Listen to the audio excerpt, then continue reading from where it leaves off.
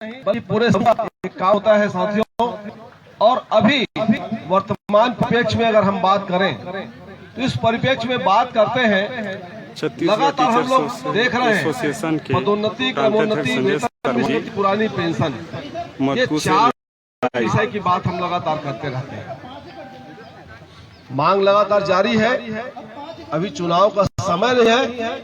चुनाव के समय में आपने देखा जितने बार हमने आंदोलन किया उतने बार शासन से समझौता बिल्कुल नहीं हुआ। शासन ने उस दबाव में पीछे आकर कुछ न कुछ दिया। अभी जब से हम शासकीय शिक्षक बने हैं, हमारी एक पृष्ठभूमि बदल गई। शिक्षा कर्मी नाम का इतिहास 2011 में समाप्त हो गया था। 1 नवंबर 2011 से हम पंचायत और नगरीय निकाय के व्याख्याता शिक्षक, सहायक शिक्षक के नाम से जाने जाते थे। लेकिन हमारा पिछला संघर्ष इतना मजबूत था कि आज छत्तीसगढ़ के कोने कोने में आज भी शिक्षा कर्मी का नाम जाना जाता है। उसी नाम से ज्यादातर लोग पहचानते हैं। साथियों, जब पूरे प्रदेश में अलग अलग विषय की बात होती रही, हमने एक विषय स्थापित किया कि शिक्षकों की पूर्व सेवा की गणना किया जाए। जब हम जिस विषय को हम शुरू करते हैं उसके पीछे पूरे शिक्षक संगठन लोग साथ आते हैं, तब हम एक नए विषय को सामने रखकर निर्णय करा लेते हैं। पूर्व सेवा की बात आप लोग बोल रहे हैं। हम पूर्व सेवा की जब बात किए, उसका आशय था प्रथम नियुक्ति तिथि। जब प्रथम नियुक्ति चलाते थे उसमें ये लोग आए, पूर्व सेवा किए तो पूर्व सेवा में आए। अब आज देख लीजिए, पूर्व सेवा के आधार पर लगातार बातें होती रही और हम सब अपने अपने विषय को लेकर आगे बढ़ते रहे। शिक्षकों के बीच विभाजन शिक्षकों के अधिकार को कमतर करता है, शिक्षकों की लड़ाई को कमजोर करता है। छत्तीसगढ़ में ये परंपरा नहीं रही। शिक्षक समूह साथ हुआ करते थे।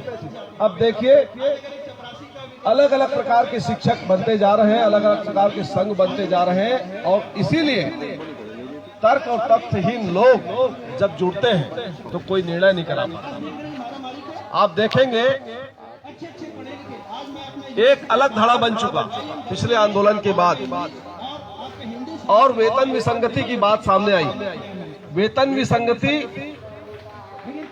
वेतन कम है सहायक शिक्षकों का, इस बात से हम पूरी तरीके से सहमत हैं। 100% हम मानते हैं कि वेतन विसंगति या वेतन कम है, इस बात को हम मानते हैं। मेरे घर में मेरे यहाँ की श्रीमती भी सहायक शिक्षक है, उसका भी वेतन कम है। मुझे तो भली भांति मालूम है कि सहायक शिक्षक का वेतन क्या होना चाहिए। विदेश में आप जाएंगे तो प्राथमिक शिक्षा को विशेष शिक्षा मानते हुए सबसे अधिक वेतन रखा गया है। हमारे यहाँ इसके विपरीत है। उच्च शिक्षा में सबसे अधिक वेतन, प्रोफेसर को 1.5 से 2 लाख वेतन, 2 पीरियड पढ़ाना, उसमें भी कई बार क्लासेस नहीं रहते। इसके बाद हायर सेकेंडरी, मिडिल स्कूल और नीचे में प्राथमिक शाला। प्राथमिक शाला में सबसे कम वेतन, अर्थात सहायक शिक्षकों का कम वेतन। जब बनाया ही गया है पहले से भारत में ये सेटअप, तो वो सेटअप शुरू से ही गलत है। हम देखेंगे 1996 का जो वेतनमान है, वहां से सहायक शिक्षकों का वेतन कमतर हुआ। वेतन निर्धारण ही गलत हुआ, इसलिए आज वेतन कम है। शासकीय शिक्षक जिस वेतनमान में आज हमारे सहायक शिक्षक हैं, उसी वेतनमान में रहा करते थे और हैं।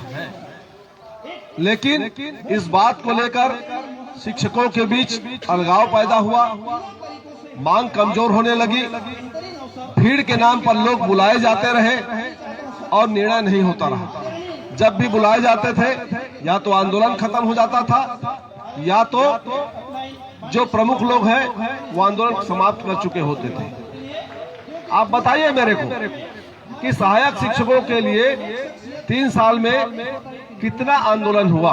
कई बार मुझे याद है आंदोलन की आगाज की गई, आंदोलन विशेष रूप से नहीं हुआ।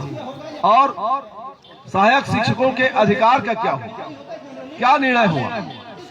अभी पिछले दिनों एक कमेटी बनी वेतन विसंगति के नाम पर। कमेटी में सब लोग अपनी बात रखते रहे। अब कुछ लोगों को खास रूप से बात रखने के लिए उस आदेश में छूट था, आप लोग पढ़े होंगे। क्या बात रखे, कौन क्या रखता है, ये तो हम नहीं जानते। हम लोग सोचे कि हमारे पास हजारों सहायक शिक्षक सदस्य के रूप में हमारे छत्तीसगढ़ टीचर्स एसोसिएशन में हैं। हमारे साथियों ने कहा कि हमारा पक्ष आप रखिए। हमने कहा भाई हमको बुलाया नहीं गया है। बोले नहीं बुलाया गया तब भी रखिए।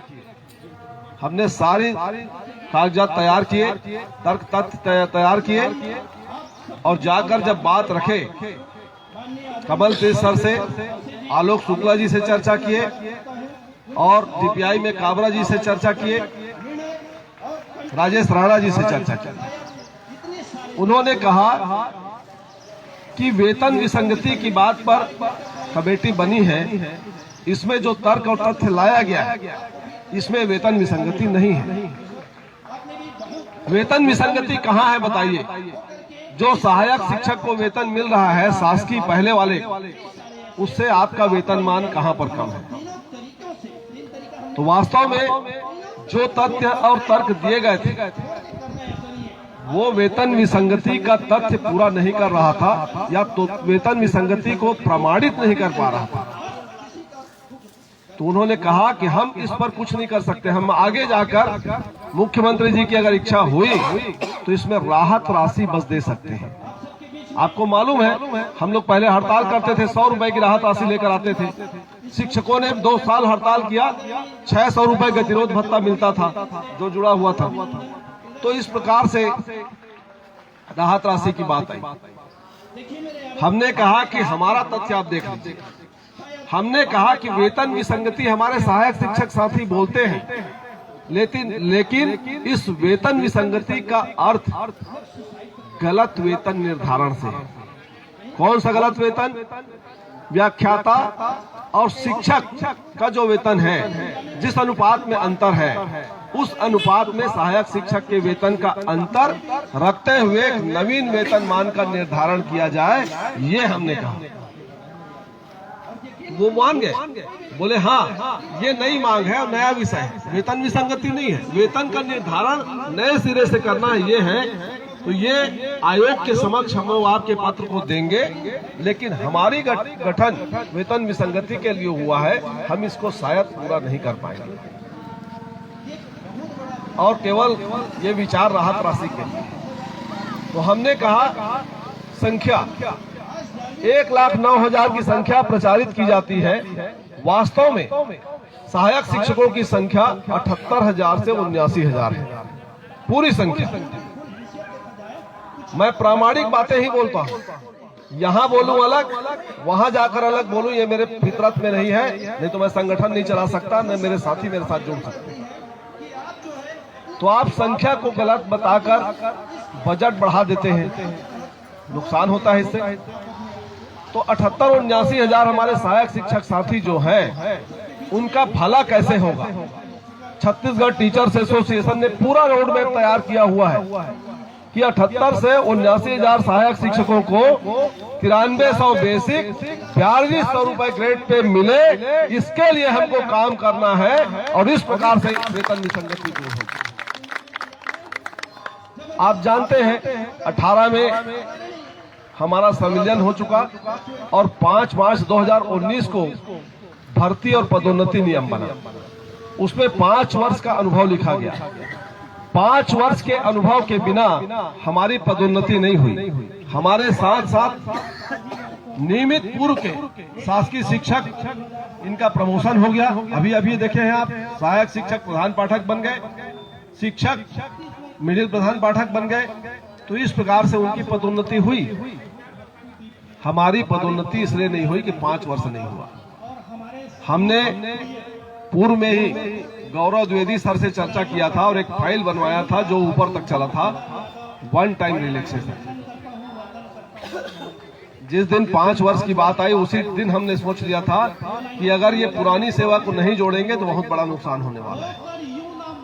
और अब उसी को वहां तथ्य रखा गया कि वेतन विसंगति इस रास्ते से दूर होगी कि पहले दौर में 5 वर्ष को रिलैक्सेशन देते हुए 3 वर्ष कर दीजिए, क्योंकि 18 के बाद 3 वर्ष हो चुका है। और इसमें पदोन्नति के सारे पद भर दीजिए। इसमें 22,000 प्राथमिक शाला प्रधान पाठक का पद है, करीब 8,000 के आसपास शिक्षक का पद है। तो ये 30,000 पद सीधे सीधे सहायक शिक्षकों की वरिष्ठता से भरे जाएंगे। उनको 9300-4200 बेसिक वाला वेतनमान मिलेगा। तो 30,000 उसमें से हट गए, पदोन्नति पाएंगे। अब कौन पदोन्नति किसको मिलेगा ये आप समझ सकते हैं। ये संविलियन के समय जो वरिष्ठता सूची जो बनी है पूर्व में, उस सूची के आधार पर जहां जिसका नाम है वो वरिष्ठ होगा। वरिष्ठ को सीधा सीधा पदोन्नति मिलना है। इसके बाद शेष साथी बच जाते हैं। शेष साथी बच जाते हैं, उनके लिए जैसे ही पदोन्नति पूरा होता है ये संघर्ष शुरू हो जाता है कि बाकी साथियों को भी वो वेतनमान मिले। इसके लिए 1 टाइम रिलैक्सेशन क्रमोन्नति 10 साल नहीं हो सकता है। तो मान लीजिए 1 साल के बाद भी अगर हमको है तो हमारे सारे सहायक शिक्षक उस परिधि में आ जाएंगे कि उनको 9300 बेसिक 4200 का ग्रेड पे मिल जाएगा और सभी उच्च वर्ग शिक्षकों का वेतनमान प्राप्त कर लेंगे। वेतन विसंगति की बात स्वतः समाप्त हो जाती है। वेतन विसंगति को अगर समझा नहीं पाते हैं या शासकीय कंपैरिजन की तुलना में वो बराबर ही है तो विसंगति को प्रमाणित कैसे करेंगे? तो उसका कोई रास्ता नहीं निकालेंगे क्या? वेतन विसंगति को लेकर बैठे रहेंगे बोलते हुए और निर्णय भी ना हो, ये तो गलत परंपरा है। हमारे साथियों ने वहां पर कह दिया था कि हमको पदोन्नति नहीं चाहिए, लेकिन हमने कहा कि किसी एक व्यक्ति की पदोन्नति हो या ना हो उससे फर्क नहीं पड़ता। 30,000 लोगों की पदोन्नति हो यह बहुत बड़ी बात है। और 30,000 का पहले दौर में अगर जो प्रक्रिया चल रही सही दिशा में चलेगी तो फरवरी तक पदोन्नति हो जाए, इसका हम सबको प्रयास करना है। उसके बाद क्रमोन्नति की बात आ जाएगी। तो इस प्रकार से वेतन विसंगति का जो विषय है इसका पटाक्षेप हो जाएगा। आने वाले समय में जब वेतन आयोग की बात है उसमें व्याख्याता और शिक्षक की तुलना में सहायक शिक्षक का वेतनमान क्या हो आप बता दीजिए। उस वेतनमान को छत्तीसगढ़ टीचर्स एसोसिएशन वेतन आयोग के पास भी रखे, ताकि कुछ छूटे साथी अगर नहीं अपनाना चाहते, क्रमोन्नति पदोन्नति नहीं लेना चाहते तो उनको लाभ मिल जाए।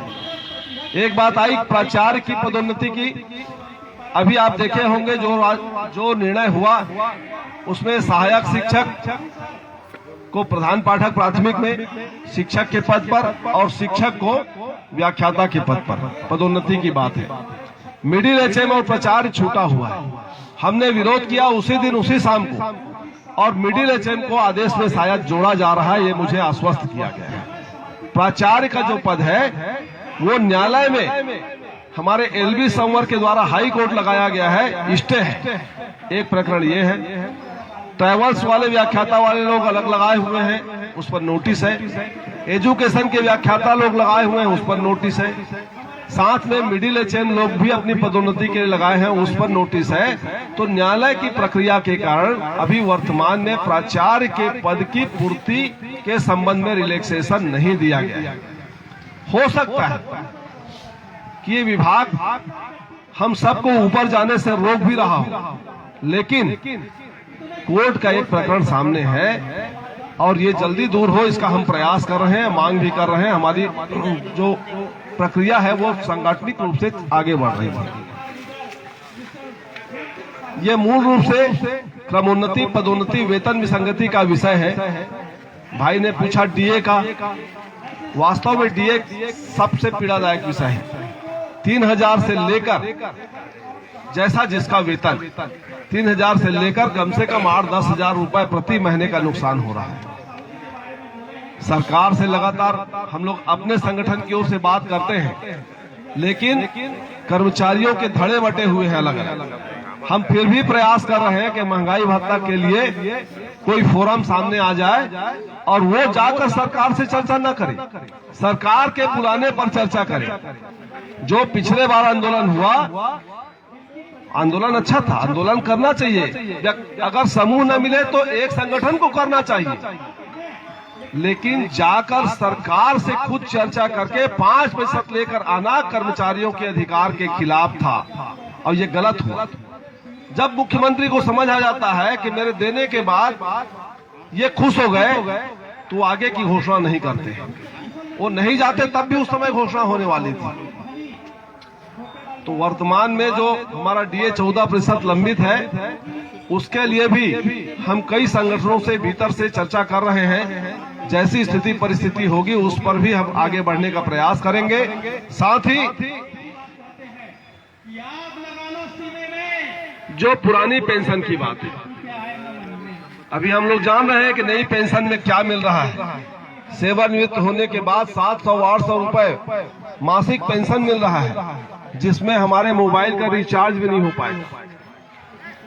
तो हमारे बच्चे हम कैसे जिएंगे, खाएंगे कैसे, हमको दवाएं मिलेंगी, इस बात की चिंता है। और पुरानी पेंशन के लिए इसीलिए राष्ट्रीय स्तर पर जुड़कर नो प्रूफ के बैनर में माननीय बीपी सिंह जी रावत राष्ट्रीय अध्यक्ष के साथ मिलकर छत्तीसगढ़ के 9 प्रमुख संगठनों को हमने जोड़ा है और उसके अंदर पुरानी पेंशन की लड़ाई चल रही है। आने वाले समय में और लोग भी जुड़ेंगे और पुरानी पेंशन की लड़ाई हम लड़ेंगे और उम्मीद करते हैं ये राज्य का विषय है, केंद्र के कर्मचारियों का विषय केंद्र के सरकार के द्वारा है, राज्य के कर्मचारियों का विषय राज्य सरकार के द्वारा है। तो राज्य सरकार से हमको संघर्ष करना है और पुरानी पेंशन लेकर रहना है।